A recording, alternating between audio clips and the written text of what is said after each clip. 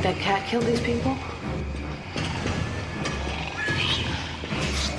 No, these cats. Which way is out?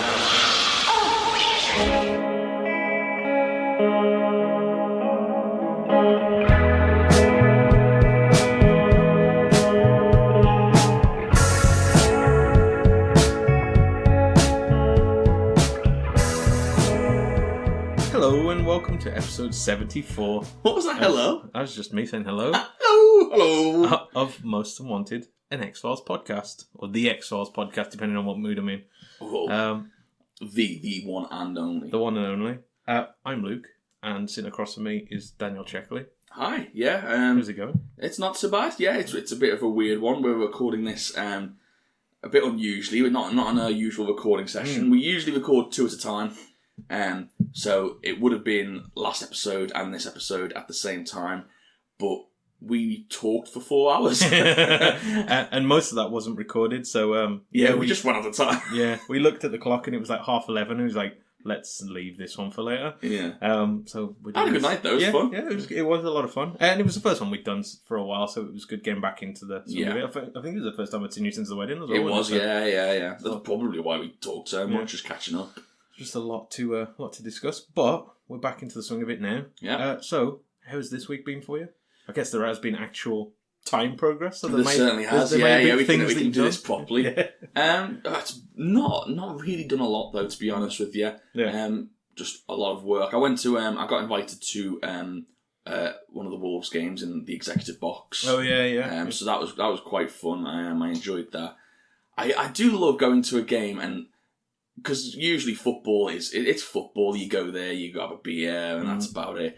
It's weird for it to be a fancy experience. Yeah. It is strange. You got like butler service and free bar and stuff like that. See, I never know how I'd feel about that. Yeah, I've not done it before, so I can't say. But yeah, well, it is strange because then it completely, it's jarring to then walk out onto the stands and then just be part of that game. It doesn't fit. But yeah, I really enjoyed it. That's good. Of course, we're going to after we record this, we're going to go out and watch a few games today. Yeah, big ones. Yeah, big games. I'm quite nervous about those. So yeah, and that's about it really for me. What about yourself?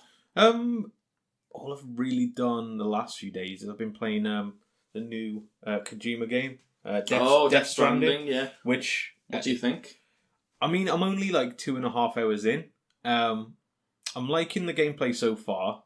It's weird, really. It's hands down the weirdest, like, big budget game I've ever played. It's so strange. In context, I know this is the guy that makes Metal Gear Solid. Yeah. And like that's one of your favourite game series. Yeah. So like obviously, I think it's definitely made for yourself. It told me on name value alone. Exactly. Like, yeah. Half of the trailers I've not watched because I'm just like I don't care. I'll just you're gonna buy it anyway. Yeah. I've heard a lot of strange reviews for it. I've heard up and down. A lot of up and down. From what I can gather, there's a lot of reviews that basically spend the entire review saying things about that they don't like about the game, but then refusing to not like the game. Yeah, it's basically. Very strange. I've never seen that before. There's only one like big reviewer that I've seen basically say it sucks, and that was Edge. Do you know the magazine? They're usually quite respectable, and I'm not saying this isn't a valid criticism because from what I've played of the game so far, I can understand why people are divisive on it. Yeah. But so far, I'm enjoying it. The world is really, really interesting. It's one of those where I've just jumped into it and I'm just playing around in this world so far, and it's like I'm just happy to explore things and see what's around. And that's always a sign of a good game. It might dip off. There might be a point where I'm like, okay, this isn't fun anymore, which is what I've heard is that some people get a bit bored with the actual gameplay of it, but we'll see. We'll see how it goes. So far, I'm enjoying it. The best part is some of the characters you meet. So there's a lot of celebrity cameos in the game. Guillermo del Toro's in it. Okay. He plays a character called Deadman.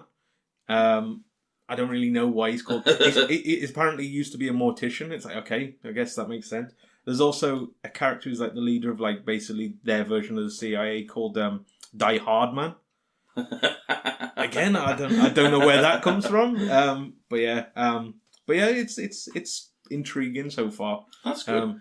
I think it takes a while before I could give it like a... Yeah, of course, yeah. The definitive... a review, yeah. You've got to see how you get into it. Well, I just say, I mean, if most of the reviews are sort of saying that it's really good to start with, but then it dips off at the end, then you'll have to wait until you finish it. I mean, I can't ever imagine an X-Files episode starting really well and then dipping off right at the end. Yeah, I can't imagine it. I mean, yeah, talking of intriguing, let's get into this episode, I suppose.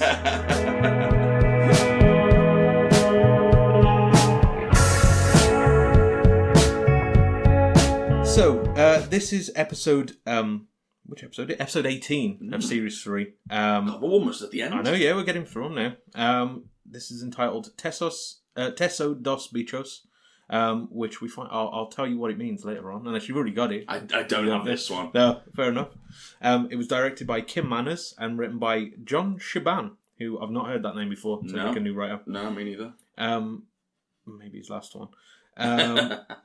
Original edit. Let's leave our thoughts actually till the end. We'll see. Yeah. I think this is one of those episodes that you need to fully watch it and then give your thoughts right at the end. Yeah, discuss it. Yeah. It was definitely a strange one. Yeah. March the 8th, 1996 was the original air date.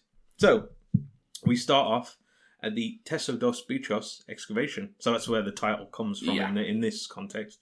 It's in Ecuador.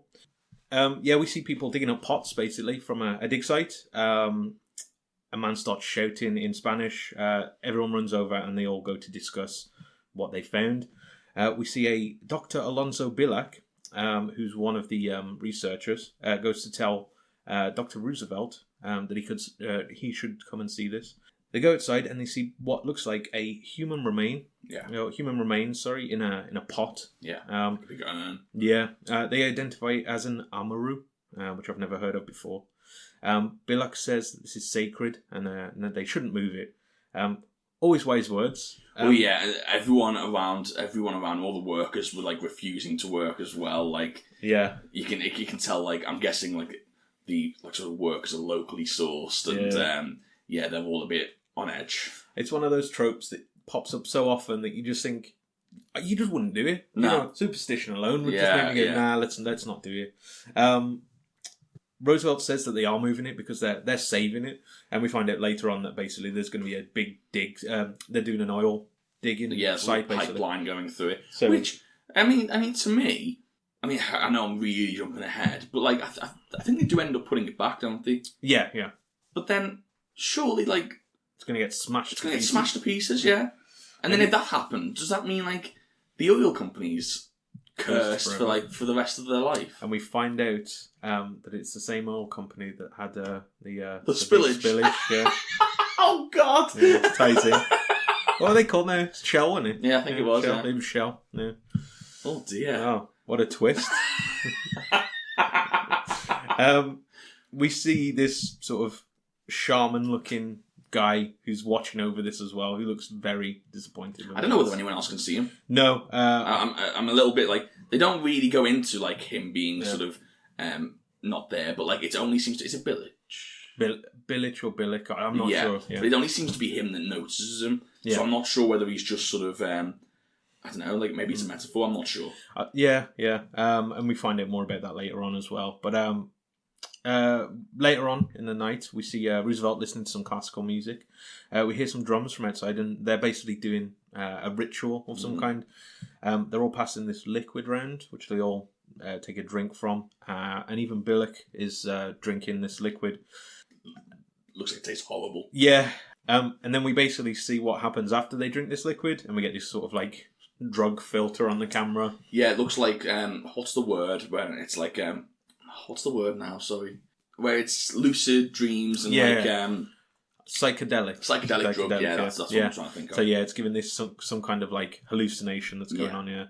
And then we get this Evil Dead style shot where the camera's sort of running along the ground. Yeah. And we basically see or hear this kind of like cat creature attack Roosevelt. Definitely an animal of some sort, yeah.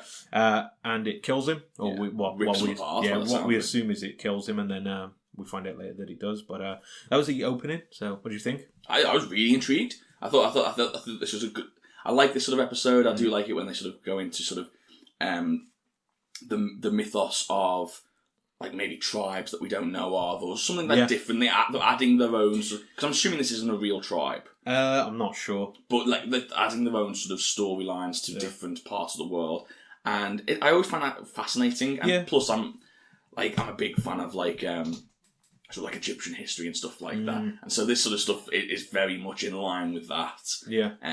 So yeah, I was intrigued. I'm a good opening. Yeah, I always like when we get like stories from like South American or Native American sort of like tribes and stuff, like ancient like spirits and curses and stuff like that. Because we don't have that in England. Like our stories are all about like, well, we won't talk about Vikings again, but like, you know, ghosts and stuff like that. Yeah. It is like a different sort of branch of like sort of mythos, isn't it? Exactly. Yeah, I do like it. I think the closest we'd have was druids, and that was like 2,000 years ago. I don't think they're going to get brought up. Anyway, after the intro, we're at the Hall of Indigenous Peoples in the Boston Museum of Natural History. And this is three weeks later, and a guard's patrolling the halls after dark, and we see what looks like a jaguar at one point. There's like this big cat. Yeah. This guard shouts for Mr. Horning, who's one of the employees there. He finds blood on the floor as he's looking around, and we also see that the pot is actually at this museum now. Yeah. So we can put two and two together of what's happened here. Straight away, we know the storyline of this episode. Yeah. It's going to be that they've taken something sacred, curses on the people who have taken it. Yeah. And very much like... you've watched The Mummy, haven't you? Yeah. Yeah, very much similar to that, where it's the people who've got the object one by one. They're gonna go down, and we knew that's the way the episode's gonna go. Yeah, which is fine. I like. Don't get me wrong. There's something to be said for having original storytelling, but hey, as much as the next guy, I like just good old classic trope TV as well. There's nothing wrong with it as long as it's done well. If it's done well, then it's fine. We're at the museum the next morning. It's a crime scene now when we see Mulder and Scully looking around, and Scully's actually interviewing a guy called Dr. Luton, one of the staff there. We find out that this man, this Mr. or Dr. Horning, was it? Yeah. Has been killed. And we also find this is where they mentioned they were digging an oil line, and that's where they rescued all these artifacts from. The Ecuadorian government said that the original death that we saw at the beginning of the episode was a wild animal. But Luton wasn't convinced by this. Mulder starts to ask about this curse around the Amaru. And Luton believes that this is just some kind of story that's been circulated to scare them, as a threat, basically. There is truth to that. Like a lot of these curse stories. I mean, I mentioned Egypt before. But in Egypt, a lot of the curse stories were manufactured to stop people going into the tombs and to stealing gold and stuff like that. And then they just, over millennia, they just gain traction, and people then just become scared of what's been told. I think I was listening to a podcast about, I mentioned it before, lore. They're talking about like curses and the mummy's curse.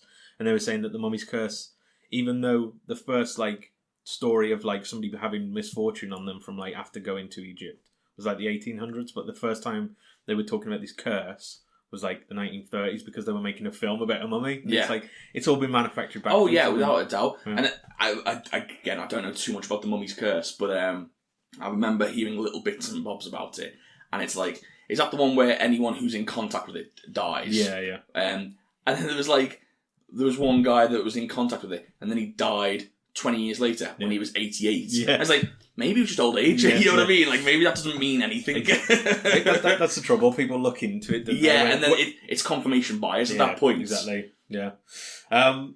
We then see another character, Mona, and she does think that this is all cursed. Yeah, I like Mona. Yeah, she's a good character, I thought, in this. Yeah, she plays that sort of little bit of a where you don't really know what side she's on type thing. But she's a good character. She says that Horning didn't know that he was at risk. He was just doing his job, basically. And she also mentions that Bellick isn't on the project now, and this is either by choice. Oh fuck, I can't say that. This is either by choice or not. depending on who you speak to. Yeah. Um, She also says to Mulder as well that she wishes that they just left it where it was. Yeah, exactly. Which is strange for, I think she's an apprentice. So she's really bought into this sort of curse story. Yeah. Even though that really, she's not really had any confirmation apart from stories that this is all because of that. Basically. We then see Mulder and Scully going to Billick's house. They knock on his door and he opens up and he looks incredibly tired. Yeah. He looks very... he's got shadows in his eyes and stuff like that. So this is basically a heroin addict. That's the character he's playing in this pretty whole much story. Yeah, pretty much. And he's sort of set up as, or maybe he's doing all this stuff. And then using this like curse as a cover. Which would have been a good twist at the end. Yeah. Good twist. That would have been. Bellick. They start questioning him. And they mentioned that he objected with them actually bringing this back. And he says that he'd spent 6 months living with the tribe that was doing the dig, getting to know them about their cultures. And that the dig team, the museum's dig team, just wouldn't listen to him about the warnings that he was presenting. Bellick knows that Hornin is dead, and he says these deaths are going to keep happening until this is returned. Yeah. As they leave, Scully points this theory out that she believes that he is the only suspect in this situation. They just need to prove it at this point. It doesn't take that too well. Yeah. We then see Mulder and Scully leaving. She brings up that he was tired, which is, he might have been out late last night killing, essentially. But Mulder does think that this is a jaguar spirit that's doing this, and we've heard this before. What a leap! What a leap! Yeah. I mean, it's classic Mulder. He's heard the theory, and he's like, he's bang on. It's right, that is. But I mean, how wrong can he be? Yes, it was a cat. Let's get into it. We don't want to get into it right now. Let's move on. Let's move on. Let me just put this out there right now. At this point, I'm really loving this episode. I was really intrigued with where this is going. I was really intrigued. It was not the best episode in the world. Yeah. But like good intrigue, good mystery. It's one of those where, so we thought at the time, the viewer knows the danger before the characters know the danger. Exactly. Which can work really well because it's not the same type of tension, but it's a different type of tension where, when you're watching a horror film and you're like, and the hero is running around and you're just like, I'll just figure it out. I'll just go into that room, and you're like willing them to know what you know, but they don't, and so it's frustrating. It's kind of like that. That's type of theory. Yeah. I mean, it was just intriguing at this point. I was looking forward to the rest of the episode. We then see Mona on the phone at night in the museum, which sounds dangerous. Knowing what we know. Yeah, you just wouldn't stay there, would you? No. To be fair, sorry to interrupt. Would you? I mean, I think that's got to be a creepy experience no matter what. Spending a night at a museum. Ben Stiller did it. It seemed fun. Oh, it did seem fun when Ben Stiller did it. Yeah, that's a good point. Yeah, maybe we should. I imagine all experiences are like that film. What little tiny little. Yeah. I'm currently in a room with Luke's a lot of models that Luke paints, Warhammer models. Is it all Warhammer? Most of it. Mainly, yeah. And it's all little models. And I imagine Luke lying in bed in the next room, and just like, and then he's like comes running in and just like, I saw you, you're moving. I think it's a burglar usually, or Shelley, one of the two. Mona's on the phone to Bellick, who she calls Lonnie. So we know that there's some kind of familiar connection there. Yeah. I think it's never explicitly said, but it's sort of assumed that these were probably in a relationship or something. She tells him that he shouldn't have lied about where he was, and he's lied about some other things. Luton does then arrive, and she hangs up quite swiftly. He knows that straight away. Luton knows that she's speaking to Bellick, and I think that sort of rubs him the wrong way. Yeah. And Mona says that she wants to work a bit later on her own for some reason. And Luton then starts defending taking these bones, basically saying what we said, that they'd be destroyed if they were left there. And he does threaten her at this point for getting too attached to Bellick, and he basically tells her to, be careful where her loyalties lie. Yeah. It is strange because he's kind of portrayed as a villain. Yeah. But like we were saying earlier, that's what a good conservationist should do. It should conserve these things so that they don't get destroyed, so that generations ahead can use them. Now, of course, you get the classic bad conservationist would take things for his own sort of greed and sell things off and stuff like that. Very Indiana Jones style, I suppose. Yeah. But he's not that. He literally is. He's saved something that would have otherwise been destroyed. Yeah. And still, he's portrayed as the bad guy, which is very strange. That's the thing, because he's... Yeah, I suppose... It's the oil company that's in the wrong. Yeah. Surely they should be the villains. Exactly. They say in this that the only reason why they started the dig was to save stuff from the... As I say, I'm not... And the thing is, like, the curse doesn't differentiate who's a good or bad guy. Yeah. It just feels weird that throughout the episode he's portrayed as this big bad guy. Unless they were trying to make it as some kind of like Shade of Grey story, whereas if they had that big oil baron going, we're going to come in here and drill the ground, it's like there's a clear baddie in this. And of course, there is always a shade of grey, because how many times are there incidents like this where even though you're trying to save something, you're still messing with it yourself? Yeah. So, yeah, I can understand both sides, I suppose. But Luton leaves, and we see Mona on her own. The door then opens on its own, and we think, oh no, this is it. But in pops a lovely little dog, a golden retriever, Labrador, not sure, one or two. I can't remember his name. No, I don't. Sugar. Was it Sugar? I don't know if that's the do. It is a golden retriever, so says the script anyway. So Nice. there you go. Outside, Dr. Luton's going to his car. He tries to start it, but there's some kind of issue with the car. Did you notice he's driving what looks like a Jag? He was driving a Jaguar, yeah. Which I thought, they had a shot on the I like that little that reference there. Yeah. I was like, oh, okay, that's quite interesting. We hear this sort of like breathing from a distance, and we see this sort of view of him. It looks like the Predator. I think it was that part, wasn't it, where they're sort of looking at him. He opens the car and he finds all this fur and blood in the engine, and then he basically just gets attacked from nowhere, starts screaming as he's dragged away, and then we just hear these sort of chewing noises. Yeah, the Jaguar was struck again. Yeah. It must be pretty powerful to take him down. Yeah, so drag him away as well. Exactly, yeah.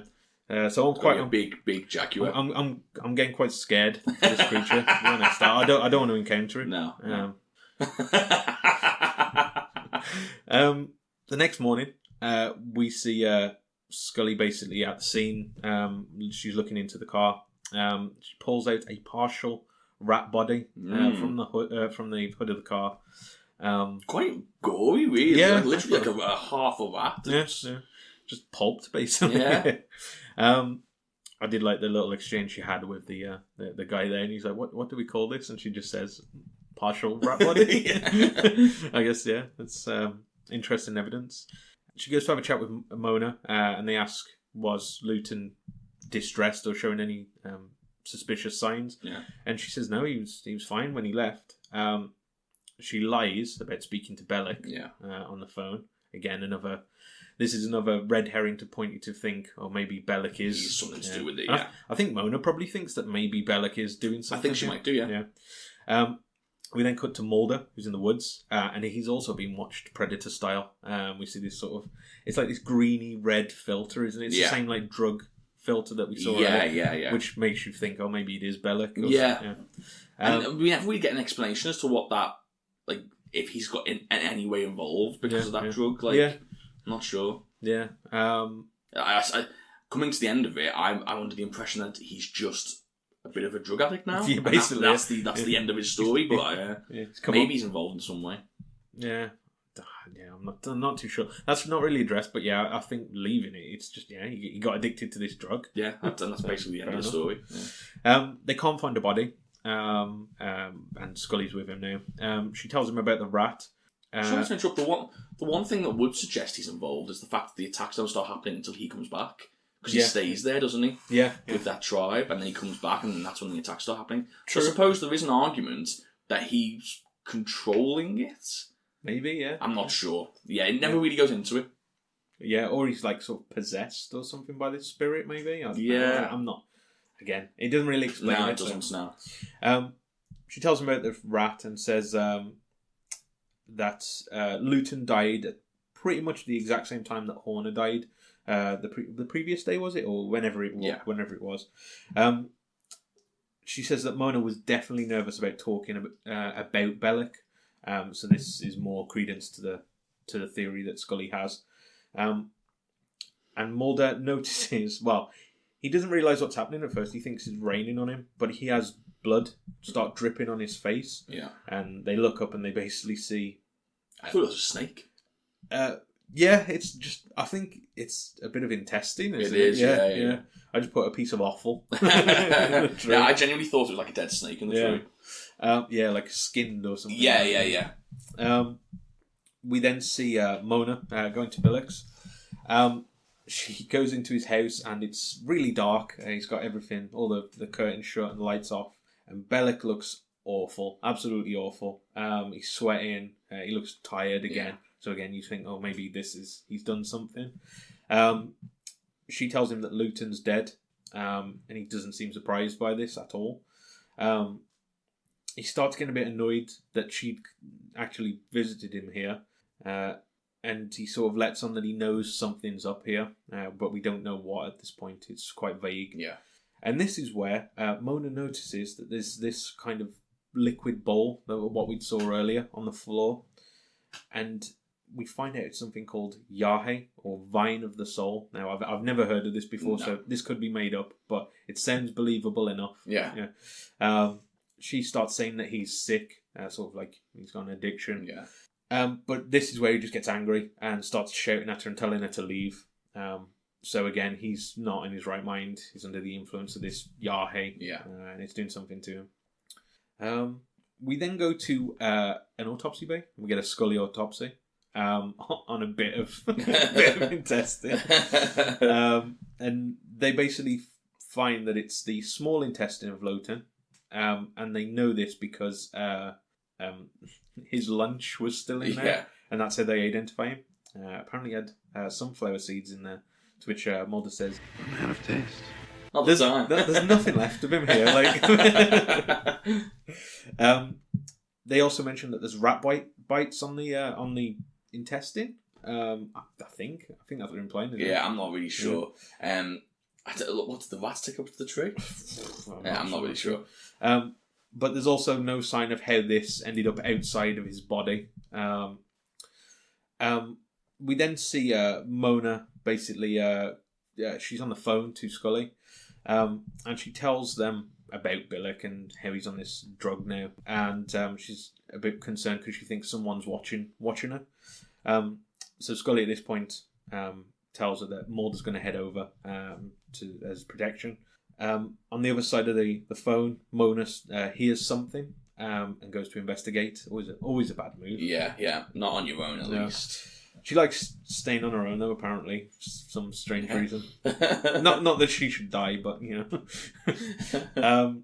She goes to the women's toilets in the museum, and we start hearing this rumbling come from the toilets. Lots of banging. Yeah. We open it up. She opens the lid up anyway, and there's just rats pouring out of this toilet. And she's... Good visual. Yeah, I really like this. She screams. And so now I'm under the impression that, maybe it's not a jaguar spirit. Maybe it's just some animal spirit, and it's a rat swarm. Exactly, yeah. I thought, that's a good twist. Yeah, that's scary. Yeah. I like that, yeah. A swarm of rats, yeah, I mean, that's terrifying. Scully goes to investigate Billick at this point, and no one's home, and finds this Yahe on the floor, and all his journals with all of his notes in. Mulder is walking through the museum, and runs into the guard that we saw earlier on. And he says that, Mona's fine. She's just around here. Yeah. He goes to show where Mona is. Mulder gets a call from Scully at this point, and Scully starts reading some of Billick's journal. I've seen the Amaru coming out of the jungle with the eyes of a scorpion, the claws of a jaguar. She leaps down from the trees. She tears at my flesh, then holds my head in her hands and eats out my eyes. Goes on to say that he's taken this Yahe, and she thinks that it's invoking this curse. At this point, Mulder sees a lot of blood from the women's toilet, and we know exactly what's happened here. Yeah. And as we go in, Mulder then finds Billick there, who's sweaty, cowering in the corner, and he informs them that Mona's dead. Yeah. So at this point, we think, oh, it definitely is Billick then. Yeah. He's there at the scene, and don't know, maybe he was. At this point, I thought maybe he's sort of like, this sounds dumb. Okay. But maybe he's turning into this like rat swarm, and then I don't know, maybe he's sort of got this new power from this Yahi. Yeah. Who knows what could happen? But that'd be silly. I think the indication here is that he's trying to save. That's what he came to try and save her, didn't he? Yeah, basically. We then see Mulder and Scully questioning Billick. He says that he was trying to keep Mona away from all this, as she was innocent. So yeah, we sort of get his motivations there. Mm-hmm. Scully says that there's no curse. She says that he's just high, basically, and he's perpetrating all this under some kind of like a reasonable, drug-induced psychosis, I guess. Which, makes sense really from what we've seen so far. But he says that it's the spirit of the Amaru that's doing this, and he says he doesn't know where the body is, where Mona's body is. At this point, Scully tells the guards to watch him, don't let anybody in the room, or don't let anybody out of the room. She goes off, finds Mulder, and Mulder notices that there's water everywhere in the toilet, like it's been completely flooded. As they open up the toilet seats, they find dead rats in all of the toilet seats. And the police have also found the dog from earlier, Sugar, is dead. Yeah. To which Mulder says, finally we found a body, and he's like, come on, Mulder. It's a dead dog. You can't be saying that. Mulder and Scully take the dog's body to be investigated by a vet, and we find out that the dog has died. The dog has died of rat poison, and she thinks that basically the dog had eaten a cat, and a cat had eaten a rat, and this like accumulation of poison, which makes sense. It was a bit of a funny exchange with Mulder and Scully there. Mulder does think that the rats are significant, and he thinks that they're not involved in these killings. They're actually trying to escape from something. Yeah, they're killing themselves to get away from something. Yeah, basically, to get away from something that they believe is in the sewers or in the tunnels. Yeah. Only one way to find out. Yeah. Mulder and Scully then go back to Billick and find that he disappeared. Mulder starts asking if anyone saw rats around this, and the museum guy, or the last one who's left, basically, says that there were rats who used to get into the old heating system and the tunnels in the old building, I guess, or the older foundations of the building. Mulder finds this secret entrance, basically, in the room that they kept Billick in, that has an entrance to the old steam tunnels. So they think whatever's got him has dragged him down into there, as they find blood around the entrance. Reasonable? I mean, it's going to have to be a quite a powerful monster, or whatever it is, that's going to have to drag him down into this tunnel. I'm sorry for the sarcasm here. Anyone who's watched this episode already knows where we're heading. But anyway, Mulder and Scully then find a manhole outside the I was going to say library, the museum, that goes into these old tunnels. They follow a map that they've been given. And we start seeing Mulder and Scully through the eyes of what looks like a jaguar. Yeah. I'm like, how... It's the monster, isn't it? This is the monster. We've got this jaguar spirit in here. A rat runs past them, and they follow this rat, thinking maybe it's going to lead them to whatever this creature is. They look around. It's completely dark, which I quite like the setting of this scene. Yeah. It's all dark. They've got the flashlights out. And they eventually find all of the bodies from all of the victims, and they're in this sort of tunnel where they've all been collected, and they've all had their eyes eaten out. So at this point you think, oh, maybe it is dark. Maybe it is the rats that's doing this. Mulder then sees a ginger cat. Yeah, just a domestic cat. Okay, maybe it's lost. Yeah, it's lost. Don't know what that is. Bit of a strange occurrence here. But they follow this ginger cat, which leads them to look for a grate, and inside they see the vicious monster that's been perpetrating all these attacks. It's house cats. It's house cats. It's a lot of house cats. It's tabby cats and lots of mogs and yeah. I mean, I was at first I was like, what? What's this got to do with? Then Scully gets jumped by one of these angry cats in the most ridiculous fashion possible. It's literally. Have you ever seen Friends? Yeah. Where the cat attacks Ross. Yeah. And he's just like on the balcony. He's just like, that's literally the same. It looked comedic. I think it looked like whenever you see a horror comedy film and some like creature attacks somebody and they get this scene where they're just like holding their face, just like swinging it round. But this was done seriously. Yeah. I don't know what they was thinking. Honestly, I thought it was a decent episode. Like, it wasn't the best, but I thought it was a decent episode up until this point. Let's finish till the end of this scene and then we'll go through it. So, they find all these cats. They're all angry, and they get chased by these cats away. Yeah. They try to escape to the hatch that they found earlier. What was his name? Billick's body was hanging from. They shut the door behind them, barricade it, because, God forbid, you get caught with this horde of cats. Like the cats are hot in poor suits. Well, we gotta have some comedy here, haven't we? Yeah, they're white on their tail. They nearly caught him, just a whisker away. Nice, I like it. I like it. Oh, I think that's the first time you've ever got involved in the in the pun game. I like it. I'm just crap at puns. Like, I'm terrible. Yeah, that was a good one. But yeah, they get chased through. They shut this door.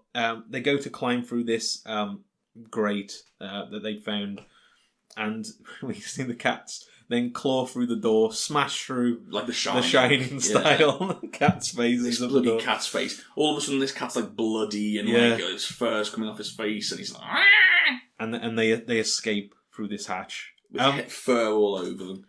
Now, it's how serious Mulder and Scully are, and how like terrified they are. I've never seen Mulder and Scully like run away from some. I don't know.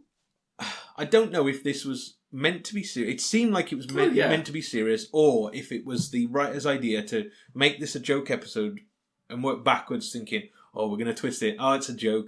That is an awful, awful twist. Even if it is even if it was meant to be a joke, they should have set it up. It doesn't land. It doesn't. In my opinion, it doesn't land because it just looks silly. And don't get me wrong. Like, to be fair, if I saw 1,000 cats chasing me, I'd probably run away as well.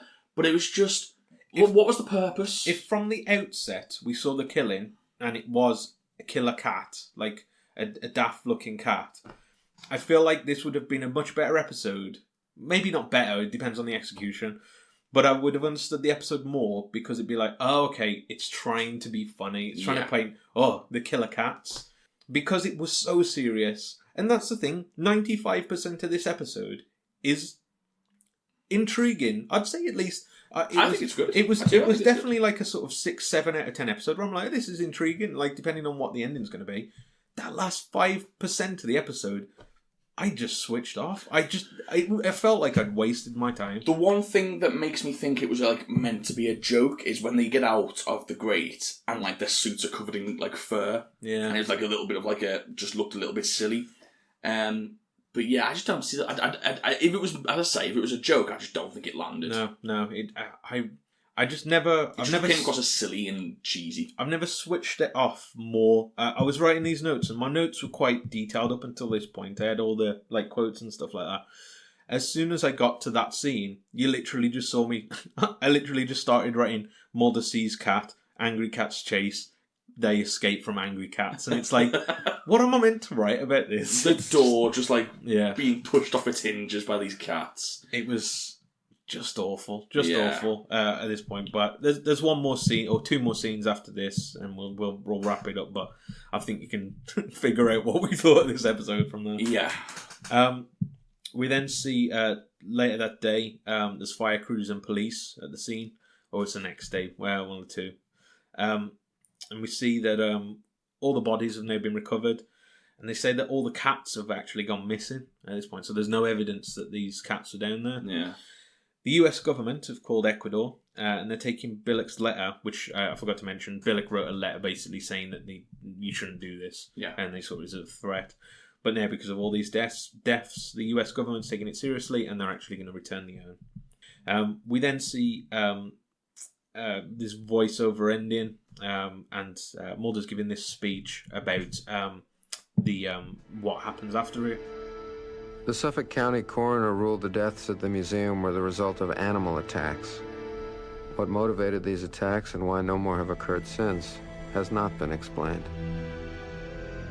To the museum, the Amaru urn was an artifact from a dying culture. Its curse merely a primitive superstition. Dr. Belak learned there is a world beyond our own, unseen but powerful, and as real as the urn itself. The icons from that world represent forces that cannot be tamed or collected in a museum. The true curse that struck the museum was the failure to understand that there are powers that should not be disturbed, that some things are better left buried. And then we see the urn being buried with the shaman from earlier watching over it, and as it pans up to him, we see that he has cat eyes. Yeah. Ooh. But, like, who cares now? Who cares? Because it's a bunch of tabby cats. Yeah. The end. What did you think? I enjoyed 90% of this episode. Yeah. I enjoyed 90%, and it was just one of them where as soon as all that started to happen, I just went, wait, what? Mm. Really? We're gonna do cats? Okay. I can't imagine who thought this was a good idea. No. I can't imagine who turned around and went, you know what, this is gonna land. This is gonna be perfect. Yeah. I keep thinking of the conversation that Duchovny and Anderson must have had when we went in there, and he's like, "We've got to what? What? Yeah, we've got to run from cats." Okay, fair enough. Cool. Yeah, I've never had an episode of anything really that I've watched nosedive more in the end, and I'm always one of these people that say, "Oh, the ending." I was the same with this. I suppose it's different because it's on a series length of it, but the last episode of Game of Thrones. Yeah, it weren't what everybody wanted, but you got 7 series of awesome show beforehand that led to this, and it doesn't invalidate it. In this case, I felt like the ending completely invalidated everything that we've seen before. I really wish they hadn't gone for a twist and had just stayed the course of it's a jaguar spirit. Or the rats would have been perfect. Yeah. I think the rats would have been perfect. You could have just literally said, the spirit can take a form of any animal, and because. In the mountains, the jaguar is the top predator, but in the city, all the rats together, that's like a huge threat, and they can be. And I thought that could have been interesting. Yeah. And you know what the funny thing is? Who's that? I forget his name. Who's the writer that we really like? The comedy one. Oh, no. Can't remember his name. He played Flute Man, didn't he? Yeah. I can't remember his name now. No, I can't remember his name. God. But you know who I'm on about? The guy who writes all the good comedy episodes. If you give him a storyline where he says, we want a story where cats are plaguing... Darren Morgan. Darren Morgan. We want a story where cats are plaguing...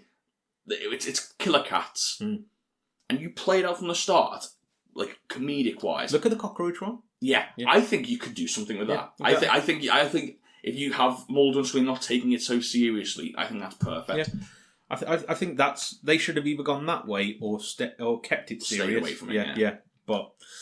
so for our segment later, are we saying positive, mixed, or negative? I'm gonna say it's tough because I did think 90% of the episode was good, but like you said, it doesn't validate it. So I'm gonna go for negative. I'd say negative as well. Which is a shame because there's not many episodes that I do have a negative opinion on, but sadly on this one it has to be.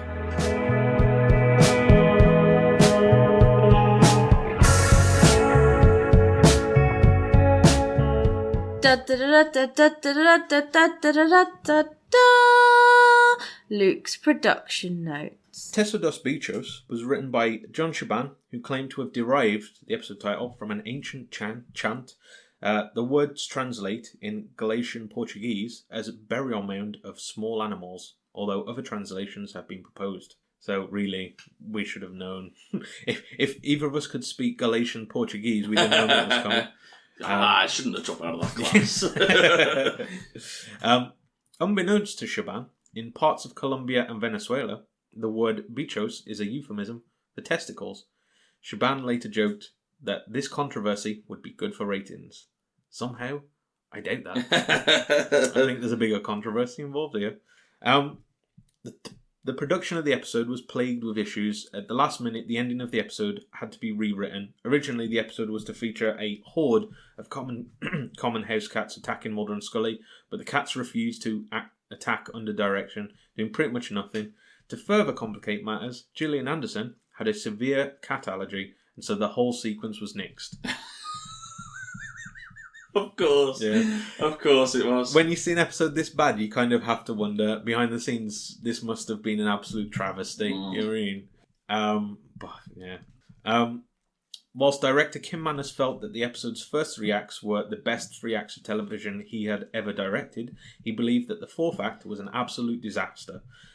Manus reportedly asked series creator Chris Carter to film a leopard for the 4th act rather than house cats, saying, "I begged Carter, please let's revisit the leopard in the teaser, because I'm never going to make these cats scary." I agree. Yeah. He should have. It's a shame. It's a shame that he didn't get his vision. Yeah. And to be fair, I always think that the director should have the sort of last say on stuff like that. But obviously, it is Chris Carter's baby. It's up to him. Teso Dos Bichos. I'd love to know do you have what Chris Carter thought? No, not he mentioned it. Not in these. No, unfortunately not. Teso Dos Bichos was strongly disliked by the cast and crew of The X-Files, including both David Duchovny and Kim Manus. Manus found the story uninteresting because pussycats are not scary. He later made t-shirts and gave them to the cast and crew that read, "Teso Dos Bichos Survivor." I mean, it's good that they can laugh about it, you know, really. Yeah. It's the best way to sort of move on from it. Without doubt, yeah. I'm glad it's not just us then. You know what I mean? Because sometimes we can be a little bit, I know we can be a little bit facetious. And to be fair, I do think, I mean, how many times do we say, we set out this whole podcast saying that we're going to be as positive. We didn't want to be one of those negative podcasts that just slate on everything and just try and cause controversy. No. I think I'll always look at something as like, if I enjoyed it, I'll say a positive light, yeah.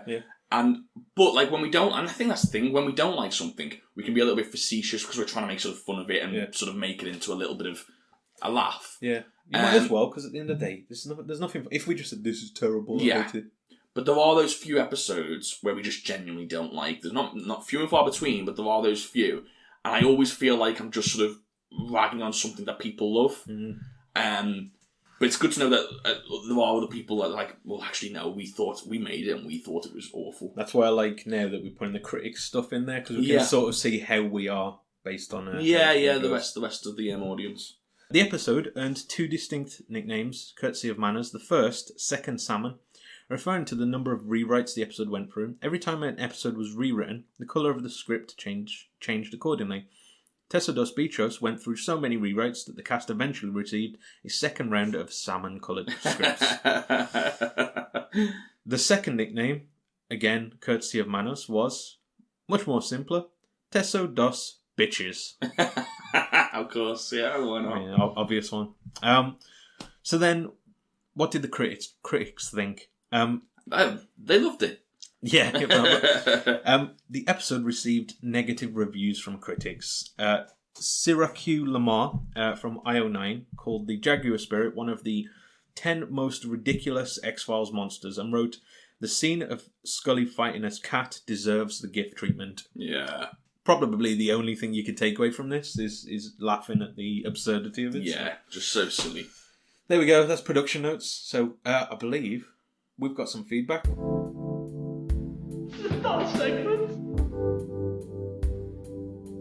Welcome to Dan's Twitter Corner. A lot of this is from weeks ago, so I won't spend too much time on it, but I do want to just pick up on a few different points. Meredith got in touch, and we had a bit of a conversation about what was the episode that we was what was the episode with the moon, the cosmic Syzygy, yeah. So we were talking about Syzygy, and she mentions that she thinks we took it a little bit too seriously and it's meant to be comedy, and I think we did say that if it's meant to be comedy, then that's fair enough. I just don't think we got it ourselves, Yeah, did we? yeah. But she puts it, I like this episode. I don't think it's great, but I find the banter between Scully and Mulder amusing, and we get to see Duchovny show some of his comedic skills, which is always fun. It has its weaknesses, but I tend to overlook them and enjoy the humorous bits. And I suppose that's the good part about some of these episodes, where you can choose to look at it in both ways. I do like Duchovny with it when he goes into his comedy. I think that's where his best talent is, to be honest with you. He does shine in that role, and it's surprising because I didn't expect that at the beginning of the series. Me neither, but like it genuinely is one of his high points. But yeah, for that one, that just didn't click for me. No. But yeah, fair enough. There's different opinions out there. We've also got Kathy got in touch, and she put great coverage of Piper Maru and Aquifer. Apocrypha. Two of my favourite myth arc eps. Nice to hear the love for Krychek, Skinner, and our sweet little Pendrell, as well as Gillian Anderson's brilliant performance. And she also puts congrats and best wishes to Chex. And also, a lot of people did get in touch congratulating me for the wedding, so thank you so much for that. Yeah. Very much appreciated. I did share with my new wife. Is that still weird yet? Or? It's still weird, yeah. It still doesn't feel right. So yeah, a lot of people said that. And then we'll finish on Amanda Zoglio. She put, I was listening to you today and it was a surprise you said my tag. Thank you so much for that, and thank you for all your time and energy you put into the podcast. I truly enjoy it. A double surprise, you get here again. Yeah, well, yeah, there you go. Thank you for getting in touch. Honestly, keep in touch. We love to hear from everybody. It makes the whole experience better when we can sort of talk about fans. I say this time and time again, I can't wait until we finish. Not in a bad way, but just so that we can start talking to people about the whole thing. Yeah, yeah. And we don't have to sort of be careful about what we say and what you know what I mean? And what we look at. And yeah, exactly. It's going to be nice to when we do finish it and we can start talking to people properly about it. But yeah, thank you for the feedback. And if you do want to get in touch, just search for Most Unwanted Podcast on Twitter, Facebook, Instagram. You'll be able to find us on there. And the easiest way is just to send a tweet. Yeah. And we reply to everything. And yeah, we'll read it out on the podcast as well. Yeah, cool. Right, that's pretty much it this week. It's a bit of a shorter one, but I think our enthusiasm for it was quite at an all-time low after finishing the episode. So yeah. Unfortunately, but I think we covered it pretty much in depth for what it deserved. Yeah, exactly. Next week we're looking at an episode called Hell Money. Now, we like to predict based on the title of the episode what it's going to be. So, what are your predictions that this is going to be about? I'm going to go for it's a bank robbery. Yeah. But they steal cursed money. Okay. And they've got to get rid of the cursed money. Something similar. I think somebody, do you know these Faustian deals where they make a deal, but something goes wrong with it? It's an actual one with the devil, and they get money from it. Or some kind of demon. There you go. Maybe that's what it's going to be. Well, we'll see. We shall see. I kind of go as stupid as I can because one day I might be right and I'll be like, yes. Yeah, I predicted this. Yeah. But anyway, but I guess we'll speak to you guys next week, or I guess we are speaking to them, I suppose, are we? Yeah. I'm having a crisis there of what existential crisis. Yeah. What am I even doing? Yeah, we'll speak to you next time, guys. Yeah. See you later.